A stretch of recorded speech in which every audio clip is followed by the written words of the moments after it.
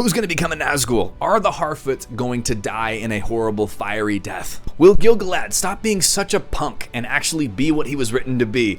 All of these and more are going to be in my predictions for the Rings of Power. I want to talk about what I think is going to happen in this show over the next couple of seasons, and I'm really excited to share those things with you. My name's Bright Life, this is my fancy shirt, and today we're going to talk about my top 6 predictions for Rings of Power. Let's jump into it.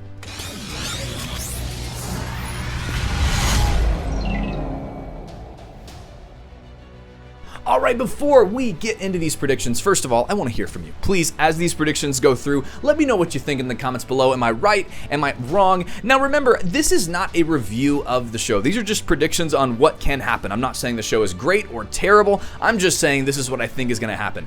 If you think the show is garbage and you haven't watched it yet, just leave your comments somewhere else. You don't have to put that down there. I already know a lot of people don't like it, are boycotting it. You don't have to declare it in the comment section and leave a dislike. Just move along, it's okay. This is for people that are watching the show and are interested in it and kind of want to speculate about what's going to happen. So I'm going to give you my prediction, I'm going to give you my reason, and then I'm going to give you kind of my blank out of 10, my score out of 10 for how confident I am in these predictions. But I want you to respond to each one of them. Let me know what you think. If you think I'm right, wrong, a total dingus, if my hair is awful, don't tell me that. I love my hair. But otherwise, let's go on ahead and jump into the predictions. And the first one's a spicy one, okay? First of all, Halbrand, which is the guy that's on the boat with Galadriel currently. I actually believe that he is the king, or like the heir king of the Southlands. Okay, so we know that with Bronwyn and Arondir, you know, that's the Southlands. It's in the Mordor area, I believe, based on the map, that they keep on talking about the return of their king, that their king will one day return. And the only other character that's in the show that is actually mentioned to be from the Southlands is this Halbrand guy. And so I actually think that he might be the king or the heir apparent to the Southlands, okay? And one of the reasons I think this is because, one, he's the only one with a connection back to the Southlands. He kind of has that Aragorn look, the Isildur and Elendil features, you know, with like the shoulder-length black hair, and he's like a handsome dude, you know, and those are always kings in Lord of the Rings universe apparently, or at least some sort of noble. And so I'm interested to see if maybe he's the king. Now, and I think that's a pretty tame prediction, but here's what I think is really going to happen. I actually think that he is going to turn into either the Witch King or another Nazgul. And the reason for this is I believe that in some way he's going to reclaim his home in the Southlands. Maybe he brings Galadriel there, they fight the orcs, but then he reclaims his kingship.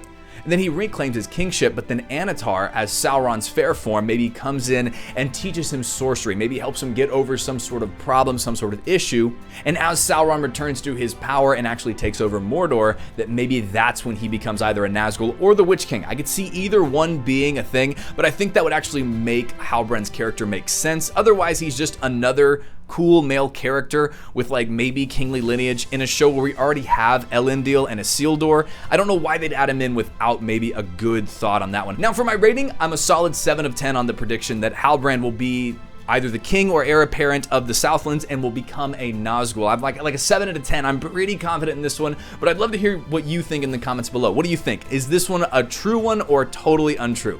Okay, let's move to the next one. The next one is Meteor Man. Now, for me, Meteor Man in the show right now, I'm not super interested in him. I know that they're really trying to get me to be interested in him. They're wanting me to think, I think that he's like Gandalf or a wizard.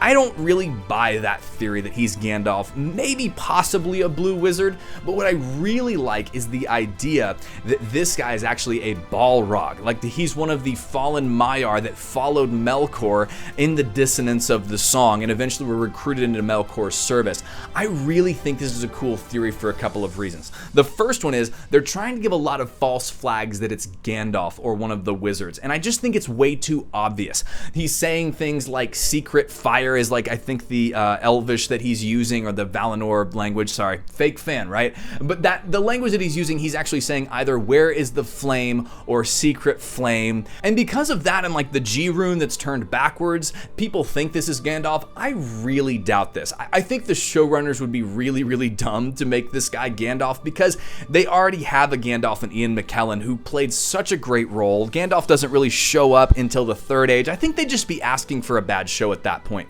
which maybe some of you guys are like, it's already a bad show. Fair enough, but if they're trying to create a good show, I think this would be a really, really dumb move on their part, so I don't think it's Gandalf. But we can very clearly see that the Meteor Man has some sort of magical ability. When the Harfoots come up to him, he makes the rocks float, the fire goes away while he's screaming, he makes the trees loom overhead, but I don't think that he's Sauron. I think that, I'll tell you why later, but I do think that he is an evil Maiar, obviously magical, but the reason I think he's evil is because the flames apparently don't have any heat, and Galadriel in the beginning of the show says that this place is so evil that even the flame will not give off heat, and so it makes me think that everything is pointing towards this guy being a bad Maiar, which I think in that case would make him a Balrog. I just think that maybe this is a Balrog that after the great battles was maybe taken back to Valinor, maybe he repented, even fake repented like Melkor did at one point, and was sent back to Middle-earth. That's just a theory, I could be totally wrong on that one, but I am a solid 5 out of 10 on that one. I'm a solid 5 out of 10. I'm decently confident, but I could see it going either way. But who do you think Meteor Man is? I think it's a really interesting character. I'm not super invested in him yet, just because I'm kind of rolling my eyes at all the false flags about the character. But hey, who do you think he is? And let me know why in the comments below. All right, number 3, it kind of goes off of number 2. If the Meteor Man is a Balrog, I do believe that the Harfoots are going to all be killed, maybe except 1 or 2 of them, by the Meteor Man, by the Balrog. And the reason I think this is because from what I can tell, based on what the showrunners have really showcased in some of their Q&As, even some of the cool deep lore things that are in the show, like Feanor's hammer and stuff like that, that it seems like they know their lore at least a little bit. In fact, in some of the interviews, they were quoting some of Tolkien's letters and some of the extended stories, and I'm sure a lot of even us super fans haven't read all of the letters and all the stories, but it seemed like they were able to quote them by heart pretty well. They would know that the hobbits can't be a big part of the story. And I know they're Harfoots, but they're hobbits. They can't really be a big part of any Middle-earth story, because otherwise it wouldn't make any sense for the hobbits to have been such a surprise in the Third Age. And so I'm thinking that this is going to solidify the idea that Sauron is ultimately evil, that the Balrogs are awful. It will give them some weight and some credit in the story if they take out a lot of the characters that we really know and love. And I could really see them going in this direction, especially because they want this to be kind of the next Game of Thrones. And I know that they're keeping the mature elements away from it, but Game of Thrones did kill off a lot of really beloved characters, and that was one of the ways that their show grew in its ability to be something that you wanted to watch, and you felt like there was a lot of stakes for your main character. I could totally see them killing off the Harfoots if this guy's a Balrog, even if he does it mistakenly. Maybe 1 or 2 survive to really tell the story to somebody, but that would be the extent of how far they go. That would be an interesting one for me. If he is a Balrog, I am a solid 8 out of 10 on this theory. Now, this theory, of course, goes away if he turns out to be a blue wizard, or God forbid if he turns out to be Gandalf.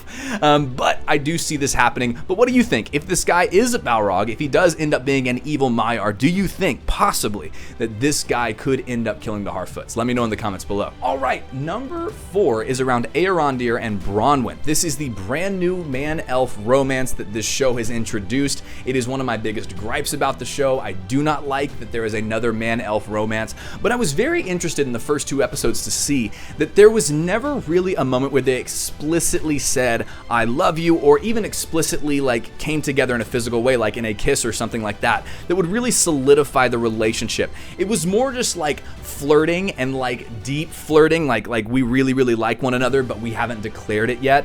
And I'm wondering if the reasoning behind this is that we're trying to get invested maybe a little bit into these characters. We're not so sure about the man-elf romance. We don't really want another one of those. Those are really sacred in Tolkien. But here's my prediction, and this may be far-fetched. I'm going to 4 out of 10 on this one. I'll give you right away, but I think this could happen. I think that either Arondir, which is the elf, or Bronwyn, the woman, either dies or turns evil based on Sauron's tactics.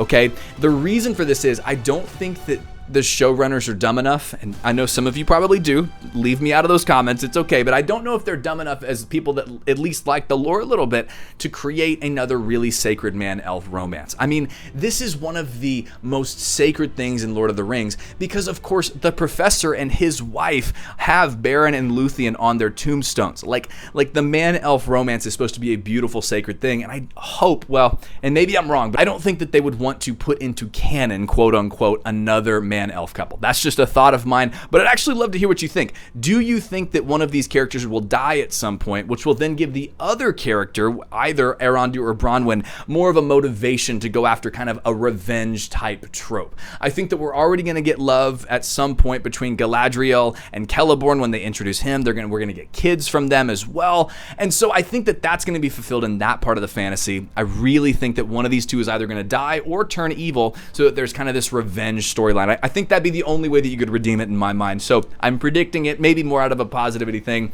but at the same time, I can see how they would want this to be in the show, so I'm giving this a 4 out of 10. All right, number 5 is all about Gil-Galad. Now, I was really excited personally to see Gil-Galad in this show. I was pumped because, of course, if for those of you that don't know, Gil-Galad and Elendil are the two that team up to fight Sauron in the War of the Last Alliance at the end of the Second Age, and they actually end up defeating Sauron, but he kills them in the process. And so this is an incredible character. Like, I mean, you're talking as strong and powerful and deep in wisdom as Elendil is in the Númenórean side.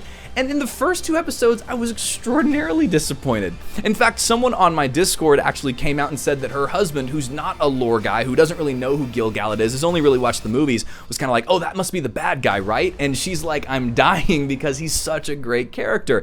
Now, I'm, of course, really bummed about this because he just seems kind of douchey. He kind of seems like this like backstabby political king as opposed to this mighty warrior who upheld the standards of Lindon and really actually brought about a great redemption story from the Feanor arc all the way through to him who ends up killing Sauron. And I just think he's a phenomenal character. And so my prediction is, and this is again more out of positivity, is that he will have some sort of redeeming quality moment where he will become a good character. And again, this is probably more just wishful thinking than it is a prediction, but I really hope that they redeem him. And my prediction is that he is going to become this character. Maybe he was just misinterpreted in the first 2 episodes and we're going to get some sort of thing, but they haven't started him off strong, so I'm really hoping that they make it better.